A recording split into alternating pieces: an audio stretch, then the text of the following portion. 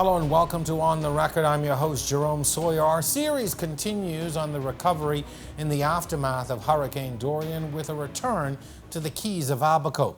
These small communities peppered around Great Abaco Island are the lifeblood of Abaco in many ways.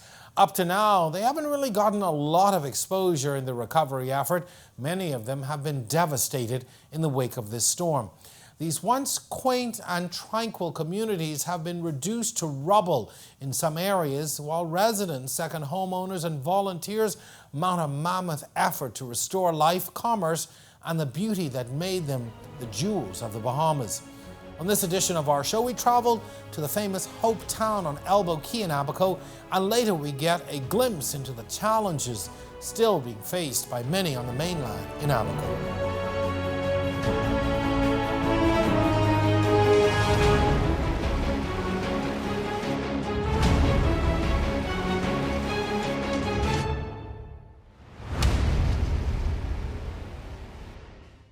When a holiday vacation takes an unexpected detour, Hi. Sydney. she'll discover I think maybe we could help each other out. a surprising Christmas adventure. Hometown girl tracks down her parents' holiday romance. That is perfect for my Christmas column. Brooke Burns What do you say? Come on! and Tom Everett Scott. We don't do Christmas halfway in this family. I noticed. Christmas Connection. Only on our TV. Welcome to On the Record. Looking for more On the Record? If you miss our Thursday showing at 8 p.m., join us for the re-airing on Friday mornings at 10, and then again each Sunday night at 8:30. Or go to our YouTube channel and catch up on all of our past episodes. And then like our Facebook and Instagram pages for a preview of upcoming shows and get a chance to ask your questions. Just look for On the Record. From TV to phone to fast internet, how can we show appreciation for the 25 years you've been with Rev? To celebrate our 25th birthday, Rev is rewarding 250 lucky customers with $250,000 cash back. Simply switch to Trio, upgrade to Trio, or pay your bill in full and have your chance to win cash this Christmas. Just call 601-8992 or email us at trio@cablebahamas.com. Rev, you and us together.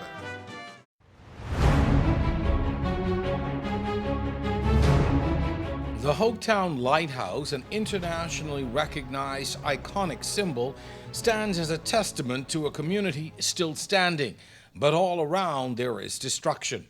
At the main dock, the Hopetown Harbor Lodge, once a welcoming sight to arriving residents and visitors, is now a symbol of the massive destruction here.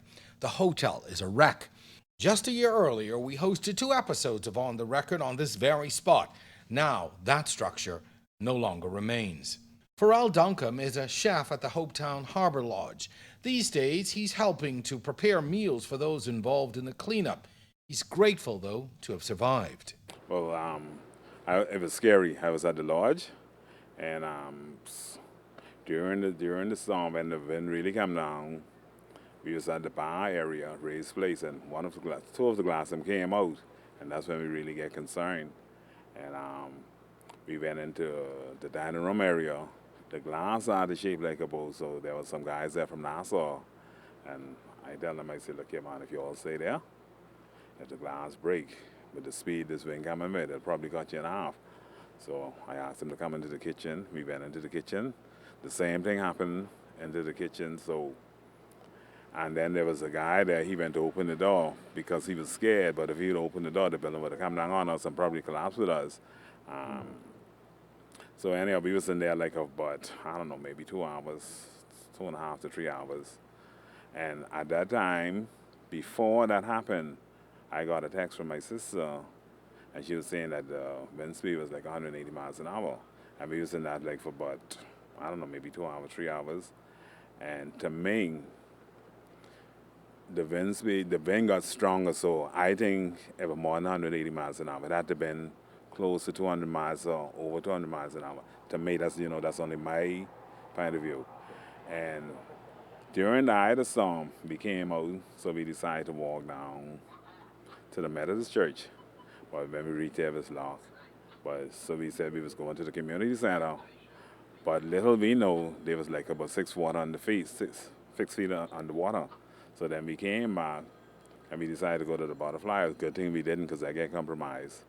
And we went into the school, to Hopetown school. And the building we was in, it was actually trembling, so we didn't know what to do. Our mind was going like, I mean, my mind was going like 100 miles an hour because how the building was trembling. And after all that passed over, it was no communication, so you didn't know what was going on the outside world. And I think the first time I heard from my parents was, I don't know, maybe 14 or 15 days later. And when they heard my voice, at least my mommy, she cried. And I made her, she almost make me cry. Mm-hmm. So, I mean, something like that, even if they say a tropical storm coming to Hopetown, I go on. Let me ask you, what has it been like in the days since the hurricane, just trying to survive and even in the rebuilding and recovery effort at this point? Well, you know, I mean, some people may get mad or say it, but with surviving, we got to thank the Americans a lot because they done a lot for Hopetown. Because I think if it was something for them and you'd just sit around and wait, I don't know, you probably would have been dead. Because, like, I'm volunteering at the sailing club, and we serve about, I don't know, maybe about 600 food meals a day between the sailing club and Firefly. So we got to thank God for them, you know. And we're so happy to have them coming here, because if we did, I don't want to go no further saying if we depend on so and so, but we got to thank God for them, and I'm happy that they're here and they love this community, and they're doing a lot for it. On other parts of the island, heavy equipment is clearing and cleaning debris. Given the size of the quay and the equipment, there is a delicate balance between necessity and safety. There is massive erosion as well, making the cleanup dangerous at times. Many of the elevated structures no longer have firm foundations. Every step is a potential risk. Stephen Newbold is a Spanish Wells resident who's helping to move many of the boats littering the island's landscape.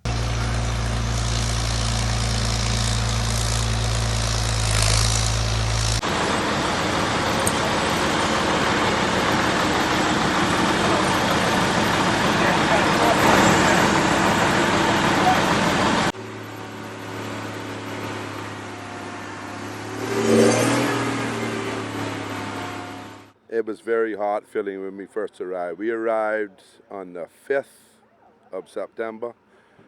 I left Spanish Wells, loaded up with supplies, and went to Nassau, loaded up with supplies, and then came straight here, well, to Manawa Key. And it was overwhelming.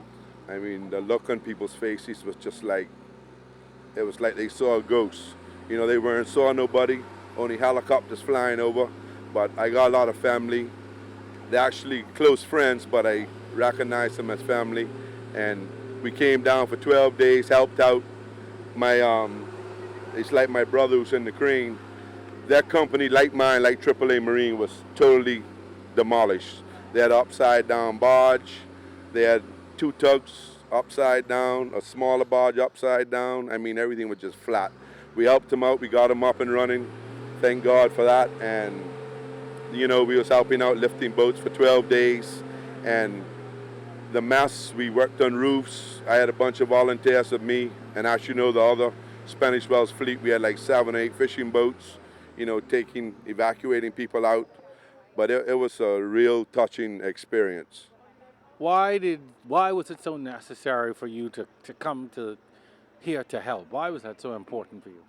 Well, when I came over and I lost communication, and my friend was sending me live footage, and I turned to my wife and told her, I say, this is it. I'm going as soon as the storm clears. And I was only 14 in Hurricane Andrew. We know what it's like to need help, Spanish Wells, so we formed together a committee within days or in hours, and off we went. And here we are, we're still here today.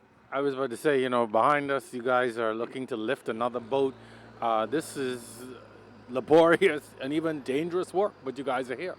Yes, salvage work is very dangerous. This is actually an easy one. After we was here a while, you know, like I say, we worked like 12 days for free for everybody, and then everybody wanted us to stay. Now this insurance deal, so we are getting paid. We got guys coming out the states to collect this, but we stick around for a couple more days and call it that. These communities seem to be working a little better, more organized than what's happening on the mainland. You coming from Spanish Wells, do you find the smaller communities is work like this easier in areas like this? Yeah, well, I mean, I don't know if you know Abaco, the backbone of the Abaco, it's the keys. So if the keys you don't get the keys up and running, the mainland dog eat their lunch, you know, they're not gonna do nothing. And they got a lot of help with Samaritan's Purse. Thank God for them. You know, they really, really, really doing a good job in Abacos. It's interesting you say that, because a lot of people would think you would want to get Marsh Harbor and those areas up and running. But when you say the backbone of the Abacos are the keys, that's a different perspective than a lot of us have heard. Yes, I mean, all the government offices and everything is located in Marsh Harbor, but when you look at all the major companies, everyone is from the Keys. So if you don't get them rolling, the ball won't roll, you know? Because just about everybody who owns the big businesses, they either in the Keys, reside in the Keys, or away, and a lot of the second home owners, they got a big impact too with the, you know, the whole Abaco chain. Do you all see a spillover in business in places like Spanish Wells as a result of these keys and these areas being down? Are you doing more business that might have come here? I think, well, you know, when the tourist season start, I mean, I hope the rest of the Bahamas is ready, because as you can see, Abaco is a disaster, and it's a lot of tourists be around here. So I hope, you know, even the government, I hope, you know, they take it in mind and handle this the right way, you know. But in Spanish Wells, we got a real overload. We got like 62 students in school from Abaco, you know, the Abaco kids. We trying, so far it's working out. I hope they appreciate it, and, you know, so far everything's going good. It's an all-out effort to get the job done. A workforce of locals is involved in every facet of the cleanup. At times, what seems like an almost overwhelming recovery shows sure signs of progress, and everyone has a role to play.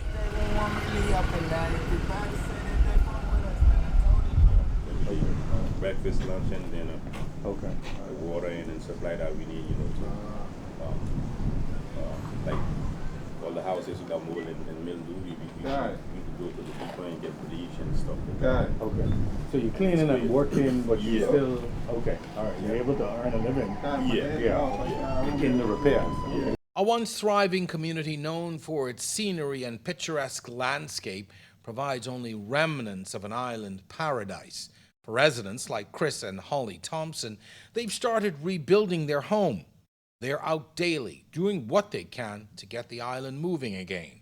But there is always a need for more. I wasn't on the island. We evacuated the day before the last plane out, and came back in by boat because they had the airspace shut down. And, you know, we've been hard at it. We've been getting a lot of outside donations and some help, and we're slowly getting organized on the ground. But the big thing that we really need is, of course, debris removal and some temporary power that would really lift the spirits of the people. But it's a small key, it's a tight space, but you guys have been able to do a lot of work. I mean, there's a lot of devastation, but I see a lot of cleanup. Is that from folks on the island and outside help? Is that really where that's come from? Yeah, a combination of both. And lots of local people that have their own equipment have been working hard at it 7 days a week. And we also have help from outside as well. So we're all working together, doing the best we can, but we're a little short on equipment and short on manpower, and, you know, slowly but surely we're getting it. Is it easier? I mean, some of the keys I've been to, they said to me it's a little easier when it's a smaller community because you're able to organize people a little better. Do you find that that's the same here in Hopetown? By all means, yeah. I mean, it definitely helps to be a small community, and we, live together, work together, see each other 7 days a week. So there's a lot of unity here, and we're capitalizing on that right now. So early on, we started a foundation called the Restore Hope Foundation. It's set up as a 501c3, therefore second homeowners, companies, anybody that wants to help the people of the Bahamas, specifically Hopetown and Elbow Cay, they can donate, and their funds will directly go to heavy equipment operators, and in the immediate, the money's been going to the debris removal here in Elbow Cay, and then hopefully the money thereafter will go to the rebuild of our village. And what has the response been like from the outside to that foundation? Unbelievable. I almost tear up when I think about how many people love Elbow Cay and love Hopetown, love that lighthouse standing over there, because we're really, really blessed here in Hopetown that we're on a 6-mile island, and we have so many people that love us and love the locals, and love this island, and thank goodness they have means to help. So we're pretty blessed here in Hopetown, I mean, you look around at all the debris and the mess and the looks like chaos, but in the month that I've been here, it looks 80% better to me, That's why we called it the Restore Hope Foundation, because, every day when you see something like this happening with the big cranes here and the heavy equipment, it restores hope. So. I've got to ask, what is it like every day? You have to wake up to this, you're driving past it, you're in it every day. Psychologically, what is it like for you? I tell you, when I first got here, because we evacuated before the storm, but when I first got back, and I see this with a lot of people, you're in shock when you first get here. But the people are resilient. Bahamians are resilient, and the people that chose to have second homes here are resilient. So then after the initial shock, it's let's get back to work and let's just start cleaning it up one board at a time, one truckload at a time. What can you do? So. Hello and welcome to On the Record. We're coming to you from Hopetown, Abaco, on an island where the tourism industry is at unprecedented levels. The second home ownership industry is doing well and poised to do even better, and a business community that's about to benefit from all of this activity. We sought to do this show and have been working to get this off the ground because, in my view, Abaco really is that new economy in many ways. It's always been a strong island with a strong economy, but a lot's been going on here. And we thought it important to come in and to take a look at what was happening. I want to really talk first about the state of Abaco and what I call it. You can give us sort of a glimpse, an overview into what is happening on the island, what are some of the successes and what are some of the challenges? I think when we look at Abaco, Abaco has grown from this fishing village and boat building village. I think Abaco now is experiencing an unprecedented economic uphill. I think most of that is due to tourism and the increase in construction. And I think you can label that to a Baker's Bay and a Winding Bay, which have a positive impact in the economy of Abaco.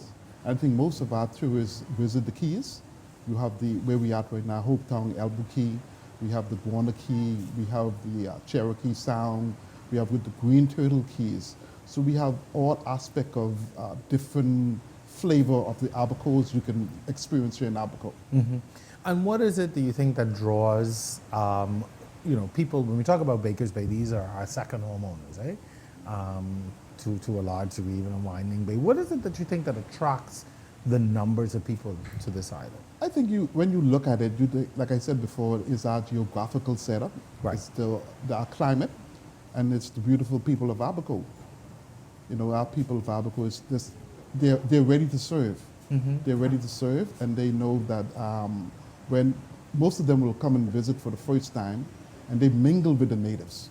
So the natives are there, and they help sell the Abaco They like based it. on, yeah, based on their service and their generosity and camaraderie between the guests and themselves.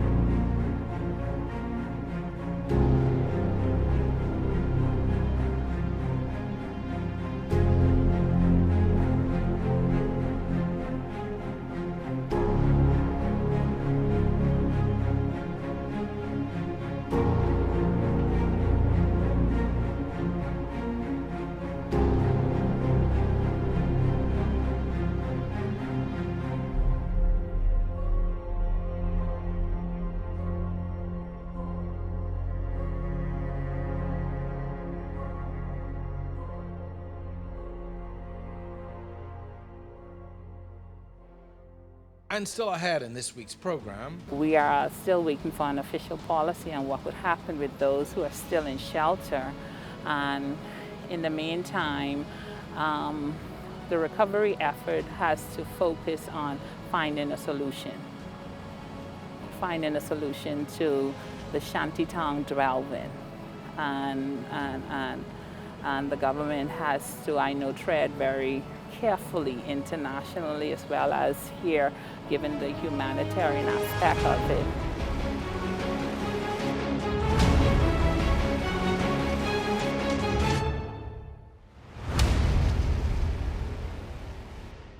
You know, Matt, where in the world is Matt Lauer? Where in the world is Alison Greenslade? And so it's about the Listen, value of cottage in Atlanta. So we can talk about it. On the record tonight, the government's purchase of the Grand Bouquin is a hot subject in the news.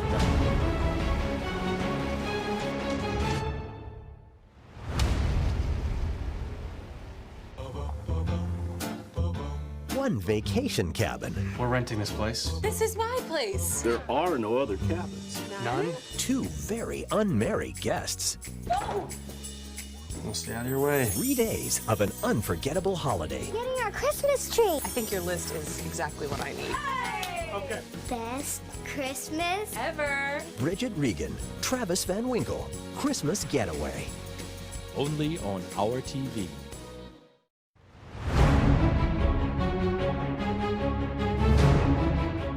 The tragedy in the Haitian community of Pigeon Peas, the mud and to some extent sandbanks, has been one of the saddest chapters in this hurricane disaster.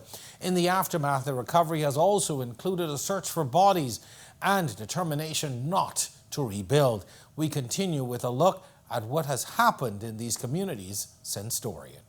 This is what Dorian left behind in Pigeon Peas in the mud, a Haitian community in a shanty town. 2.5 months later, the massive cleanup is revealing an area that lay hidden for decades. Heavy equipment is removing mounds of debris, yet it's a very intricate process. Trucks haul the debris away after workmen carefully extract the remains of this shanty town. Abaco, known for its pristine beaches, lush environment, a favorite among the visiting boating community, a large second home community, and a playground of the world's rich and famous. But sitting in the middle of one of the most vibrant economies in the country is one of the most glaring examples of a large yet almost invisible community. While most of it is unseen by passers-by, it is well known to those who live and visit Abaco. Not unlike any other shanty town in Abaco or elsewhere, the Mud is a thriving community of mainly Haitians and Haitian Bahamians. The Mud began not as a shanty town, but as a farm, with a few homes where people eventually came for refuge. The people found refuge here once they came in and worked the land, and now, years later, here's what we have. It's not much farming as it used to be, but that's how it started. So it didn't initially start as just people coming here and squatting, building homes. It was a joint effort with Bahamians like Morton Sawyer and my grandparents who came and got permission from the local administrator. You know, the numbers weren't what they are now. No sight of that model these days. The Mud, as it is commonly known, is a twisted maze of poorly built homes with low overhanging utility wires, unpaved streets, and any number of potential health problems. But look a little closer, and you will see a fully functioning community, complete with recreational spots, a barbershop, and a variety store of sorts. Most of the people here are Haitian or of Haitian descent, with the residents coming as migrants or being born into the community. Yet, there is a degree of separation despite the commonalities. It used to be tight-knit. Not right now. Why not? There are factions. People from different regions of Haiti. There are different people from different parts of the Bahamas who live there who are actually just Bahamian, of no Haitian descent, no heritage. So it's now, for lack of a better word, balkanized. Yeah. Yeah. So some of the older people, they gone like now, you know, and they passed away. So we just like a new crew, a new breed. It's a new generation? New generation, yeah. And what makes that new generation so different? Well, long time the old generation used to find a racial respect and togetherness. But the ones coming right now, they don't have no respect for elders, nor for property or nothing at all. These gentlemen reminisced about an area that was a lot cleaner, once a place of refuge that is now a ghetto by all standards. How you doing? How you doing? Good. How you doing? Have any water for sale there? You want some water? Yes. Yeah. You want some water? Come on.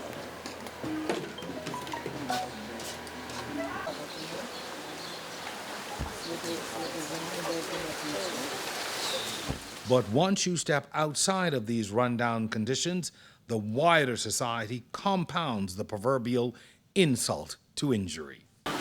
Do people look at you or treat you differently when they know that you're from the Mud, or even say Absolutely. Absolutely. Oh yeah. Oh yeah. Oh yeah. What do you mean? Explain. You go first. Well, some people thinking, man, when you're from the mud, right, there's the slumps. You know what I mean? But there's plenty well-educated people. We here, by means of like our parents, we grew up here, and this all we know. You know what I mean? So, but at the end of the day, we be in the school, we get high education. You know what I mean? But because we from the mud, they treat us different. You know what I mean? But we kind of some more educated than the ones out there on the road. You know what I mean? But they just treat us different when they know, because they know that we are squatting on government property. Everything in the back here is free. No, that's not the case. Not the case. It's more expensive we get to live back here. I mean, we used to have cable and everything around here. You know, you pay for the utilities. Oh, yeah, we pay for our utilities. You know what I mean? And that's a big misconception. Misconception. They think everything in the back here is free. Very expensive for people, especially undocumented people. If they know it's so expensive to live in the back here, trust me, it's very expensive. Not to mention the children of undocumented people socioeconomically. They're now third tier to someone who is illegal from Haiti who's working. Now you have a minor who's born into this situation. What chances do they have if they don't seek out work at the grocery store or out there on the docks tying boats? So it's a situation that's gotten to the point where the people who are entitled constitutionally to certain rights, unalienable rights here, are being used as a football, political football. And at the end of the day, they're going to suffer. The notion that a rising tide floats all boats cannot always be applied in this circumstance. Abaco's vibrant economy and growing communities are in many cases steaming past areas like the Mud and Pigeon Pea. No, that mean, yeah, you're right, but that mean if you don't have no good card, you can't play good. You want to have a good card in the long time? Yeah, but that mean now I see I win now. Okay. I win. What we do then is, I can shoot this GMO, and that's final. All right? Come on, you. See? Let's see. That's why you're doing good? Yeah, All right. Play every day?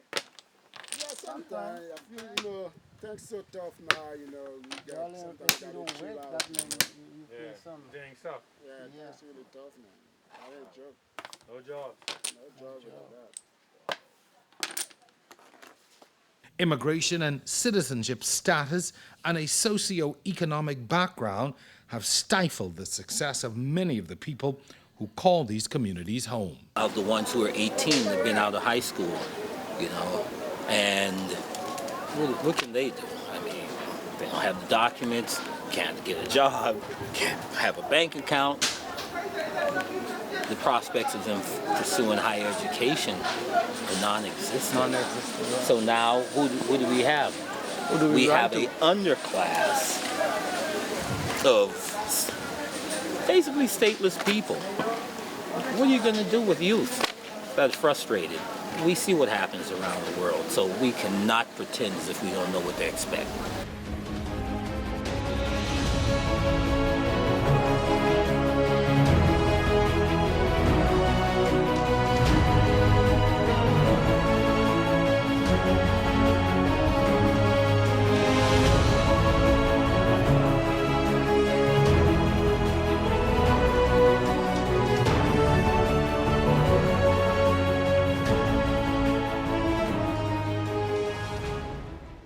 One year ago, the On the Record team came to this area known as Pigeon Peas in the Mud, hoping to give you a glimpse and get a snapshot into life within this Haitian community. 1 year to the date, we are back and the scene is very different. There are no more structures. No one lives here anymore. There are no residents. Every day, cleanup crews work tirelessly to remove debris, to clean it up, and in some cases, even recover the remains of those who died in that terrible storm. By all accounts, Pigeon Peas in the Mud was ground zero for Hurricane Dorian in Marsh Harbor. Even now, as the cleanup continues, there are so many unanswered questions. But the one question that remains on the minds of most is what will happen to the hundreds, if not thousands, who once called this area home. We know that a number of them, not all of them, a number of them are still in shelters, Secondary Geologic Gymnasium with little to no options that they're saying. Quite a number of them, based on the population size that were in those communities, would have found other means, either connection with family, friends, Bahamas, other islands around the world. So the vast majority of them are not in the shelter because the official population count for just the Marsh Harbor area was some 3,000. That's a conservative estimate in our view. And so with about 800 to 1,200 of them being in shelter, we know the vast majority of them did find other means to secure themselves, but we are still waiting for an official policy on what would happen with those who are still in shelter. And in the meantime, the recovery effort has to focus on finding a solution to the shantytown dwelling and And the government has to, I know, tread very carefully internationally as well as here, given the humanitarian aspect of it. But given what we saw happen and the potential for it to happen again, we're not looking forward to that. It's too risky. Humanity shouldn't have to live like that. The babies and the young children and the elderly whose lives were put at risk in those adverse conditions, unsanitary conditions. It shouldn't have to be that way for no human being. You can imagine in terms of the possibility of loss of lives concentrated and making the area safe for habitat and for people to dwell. So the concern was, the fear was decomposing bodies was in these areas in unsanitary conditions that would have posed a threat to the recovery effort. So these became a priority. Even in preparing, they were a priority because we knew the risk they pose to the general population, not just, firstly, the loss of lives and the unsanitary conditions. And so the devastation that happened, we couldn't anticipate the extent of it, but we were fearful about it. And so those areas were the main target because of those key concerns. And they have to be clean so that the rest of the town can really have a safe access to the rest of the effort. Even though most of the cleanup area is now fenced in and access restricted, we managed to gain entrance to an area cleared out. It's just flat land now. A Bahamian flag sits conspicuously in the open space. It's as if to make a statement in what was predominantly a Haitian community. Back in the wider community of Marsh Harbor, many areas are still untouched since the storm. Only roads have been cleared. The majority of the debris remains in place. Entire blocks are uninhabitable. It's a concern we raised with the island administrator. We're hoping immediately. We've been trying to ascertain who would have gotten the contracts because now the cleanup has to extend into the other settlement areas. That is one of the concerns that consuls have on the ground from the various townships because we know that Abaconians are returning home, and so in some regards they're seeing still a lot of debris around them in the communities of Murphytown and Dundastown, and so we want to see a greater push into that effort. I've seen some activities, a lot of times decisions are made and we have to wait to get access to those decisions to see who got the contracts, and so we're hoping that immediately, now that we've made inroads into the shantytown cleanup, the other communities can begin to see a clearing up of all this huge volume of debris that is around still. And when we come back, say this wasn't even a hurricane. This seemed like it was a game that somebody was playing with us. How serious it was. And when this dropped on us, it didn't come slow. It just come boom. You know? So you didn't have, you couldn't even pack or get ready to move. You just had to run. You know, and this had us running up and down, up and down, up and down.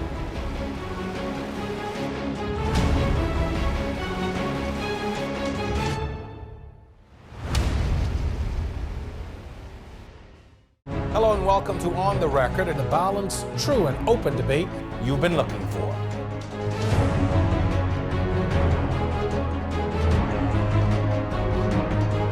Why should you get Trio from Rev this Christmas? Cue the music.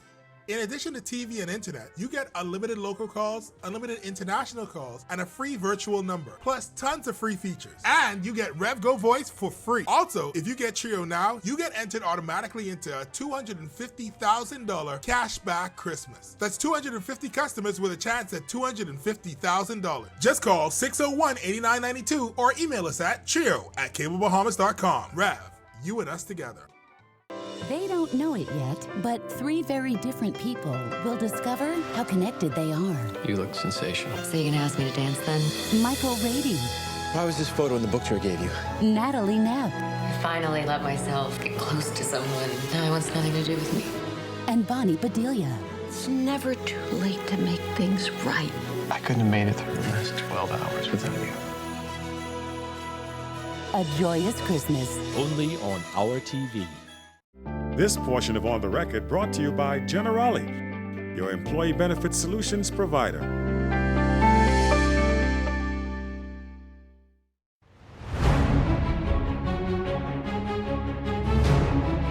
And welcome back. This segment is brought to you by Generali. My team and I visit Abaco regularly. In fact, almost immediately after the storm, we have been moving about various communities, more recently the surrounding Keys. But each time we visit, I discover more disaster zones, communities flattened, residents waiting and wanting to rebuild, and a longing to begin the next phase. On my last trip, I visited the area known as Spring City and witnessed some of the progress in the cleanup and restoration. Spring City is a residential community just on the outskirts of the main Marsh Harbour. This community presents a horrific narrative of hurricane damage. Up to 300 people live here. Like so many others in the Abaco community, they were preparing for a Category 4 storm.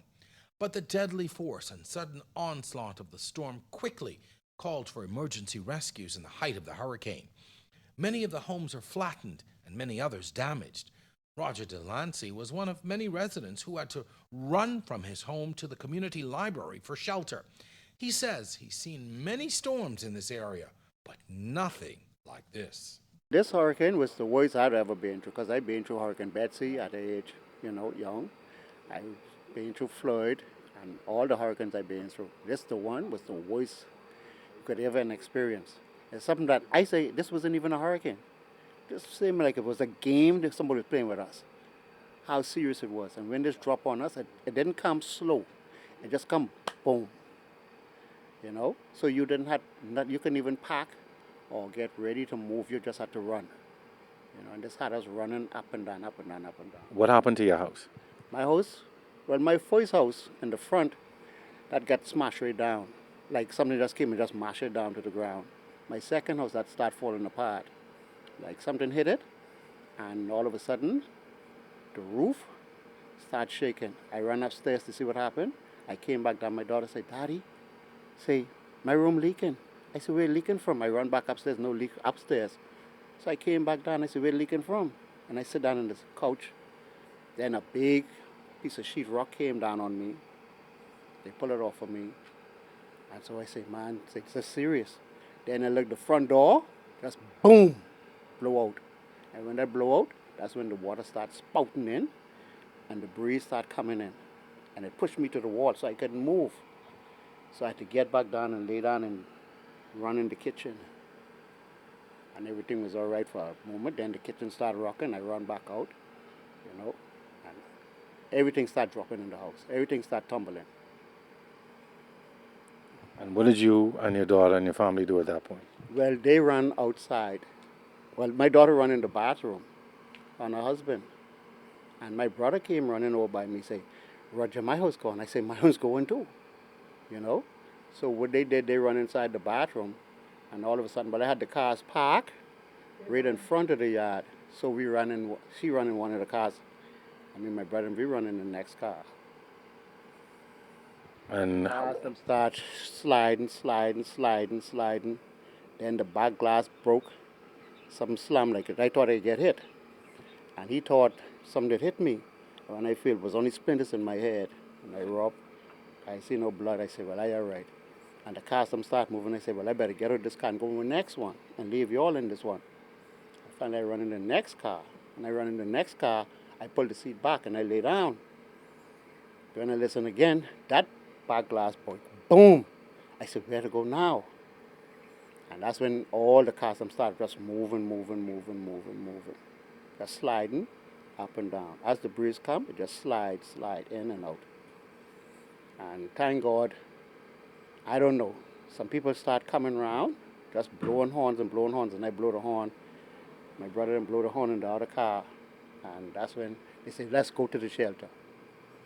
And so we ran out, came right into the shelter here. And when I walk here, I say, "Oh my God," because water was to my knees. And I said, if this water is to my knee, I say, imagine those people in Marsh Harbour. Everybody said, "Why are you saying that?" I say, "Boy, Spring City don't have that kind of water." And I've been here for 50-something years. Oh, because I'm 60 now. So I was here for about 55, 56 years. And we had never seen this type of water yet. And she been here longer than me, And I told him, I said, "Well, if we getting this kind of water, imagine what's happening in Marsh Harbour." I said, "A lot of people die in Abaco. They say, why you keep saying that? I say, it have to be because Spring City do not get this kind of water. About how many people would you say were in the shelter? You and your family came. How many others? This had about 100. When I came in, it was 150 something people inside of here. We were all about on the floor, all about sitting down, wherever you could have packed. You know, we started packing people. Well, when I came in, I tell you, it was 150. I was probably 150 something. And people still came after me because they kept asking me, say, Roger, do you know who all is missing? And I keep looking around and I say, this one is not here. This one is not here. And they say, you familiar with Spring City, so you should know who all is not here. And we had a big truck, and I said, well, go look for this person. And they come back with this person. I say, somebody else is missing. Look for this one. And they brought at least about 10 more that I know was living in Spring City. And they brought, then you see some families start coming in. So we had a lot of people inside here. Did anyone in this area die in the storm as far as you know? No, nobody died. I don't think anybody got hurt really seriously. Only one lady we had to really, assist her and get her out. But then nobody died. Now, what was the aftermath of the storm? Once the conditions had passed and you were able to move around and even leave, what was it like in those hours and days after the storm passed? Well, I mean, a lot of people didn't have nowhere to go, so we were still here. I was here but almost a week, And we had people who was coming in and feeding us and cooking because we make sure I had a stove there. And they were coming in the morning, making sure we eat. And then after that, they said, well, listen, you all have to find some place to go. And they said, any house that the government has taken from 1 or 2 persons, try find one of those to get in, And then people started going back home, checking out the situation, see if they could move in or do whatever. And they started going. Then, after they had this thing when they said you have to get out of Abaco, so everybody just pushed out to Spring City. And we had a lot of families that, people just was traumatized. We had to get them. We had some sick people that, we had to get them out. We had some people who was on medication. We had to get them out. And it took days because we was trying to get the helicopter to come here, but we had no communication because only a live phone was working and much people didn't have a live in here. We had probably 2 live phones. The telco phone was not working, so we couldn't get no call or we didn't know what was going on in Marshall or any area. And when we finally got to get a helicopter came down, they took out, an elderly lady and her son, her grandson, who was handicapped and everything, so we got them into Nassau. Are people now returning, and what are they returning to? Well, you have a lot of people now coming in. Every day, I think we have about 1 or 2 persons coming in to see, And some of them, when they come, well, it isn't as bad. At least they start working, trying to get their house together. And we get a lot of We got a lot of taps came in, so they could put on the house and clean out some spots and move back in. So they're coming in slowly. I think we have about right now, but 65 persons here living in Spring City now. What are you going to do? You're here now at the distribution center. You come here daily. What's your future going to be now? Well, I'm looking at, collecting some insurance, and my house was insured, so I'm thinking on billing back. I didn't make up my mind yet. I'm thinking on moving. I haven't made up my mind finally yet, but I don't, right now, I'm just in between, because I really don't want to see no hurricane like this again, but I don't think it can come again like this, but, just shuffle a lot of things, and you lost a lot of stuff, so.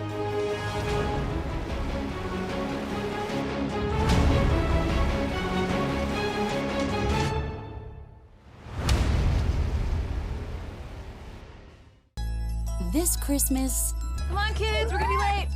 one act of kindness Are you okay? turns strangers into family. I want to find that girl who saved my life. I'm on it.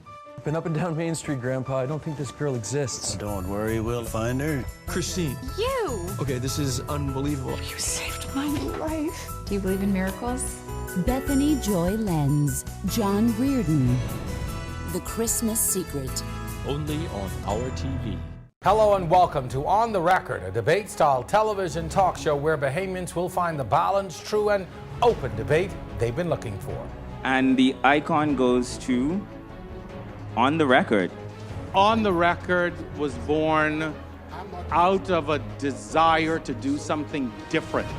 What we do every day helps our country, it helps our society, it helps to shape the views and opinions. Gentlemen, we've got to move very quickly. Let's wrap up. It's all on the record. I'm your host, Jerome Sawyer. Our discussion begins on the other side of this break.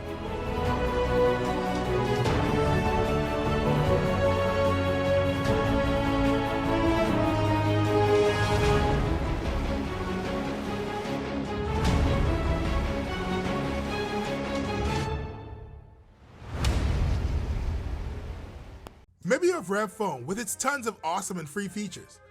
Or you're watching great content on Rev TV. Or maybe you have our blazing fast internet. So you already know how good it is to have one Rev service. Imagine if you had all three. With Trio, you get all of our services for $99. And you get entered into our $250,000 cashback Christmas. So the question is, why don't you have Trio? Just call 601-8992 or email us at trio@cablebahamas.com. Rev, you and us together. When a holiday vacation takes an unexpected detour, hi, Sydney, she'll discover I think maybe we could help each other out. A surprising Christmas adventure. Hometown girl tracks down her parents' holiday romance. That is perfect for my Christmas call. Brooke Burns. What do you say? Come on! And Tom Everett Scott. We don't do Christmas halfway in this family. I noticed. Christmas Connection. Only on our TV.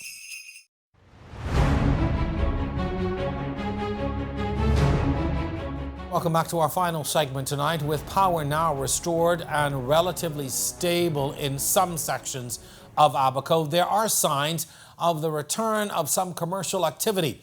A lot of the success of the businesses on the island will ride on people returning to Abaco, both to live and visit. Daybreak and sunrises over South Abaco at the Sandpiper Resort. With the power and water supplies now restored, this boutique-style resort has a full house of guests, all locals, Nasuvians, relief workers, utility company employees, and assessment teams provide a steady flow of guests here. Few, if any, tourists are on property. Workers do everything in their power to keep the property running and provide as many comforts for their guests as possible. This is just one of several properties open for business on the island. These are the untold stories, the people who are helping and praying Marsh Harbor recovers soon. And that is one of the greatest concerns for those persons, for example, in the north. Electricity was turned on in Hopetown 2 nights ago, and some businesses have already begun to receive customers, in particular the restaurant, the motel, and so that one of their major setbacks was the lack of electricity. The use of the generator is too costly, especially if you're a tourism-based business, and so they are asking about government policy in terms of small business development loans, those types of initiatives. They want more information from us, and they're trying to access those types of initiatives. A lot of fishermen lost their vessels. Grand Key is a concern, and so they're trying to see what assistance they can get in that regard because they're ready to resume business. But so much of what happened in Abaco was so focused and so directly dependent on this microcosm of this city life in Marsh Harbor. This is our fuel supply, this is our food supply, our essential services, private sector, government. So much of what happens in the outlying areas is dependent on the recovery of Marsh Harbor. And so as Marsh Harbor would have crushed and hurt, so even though those areas may not have been impacted as severely, they're impacted economically because of what's happened here. So we're in it for the full recovery of Marsh Harbor because it's hurting the other areas that may not have been impacted as much as Marsh Harbor. And that's going to do it for this edition of On the Record. Special thanks to my production and technical teams. Once again, I'm your host, Jerome Sawyer. Thanks for watching. We'll see you next time.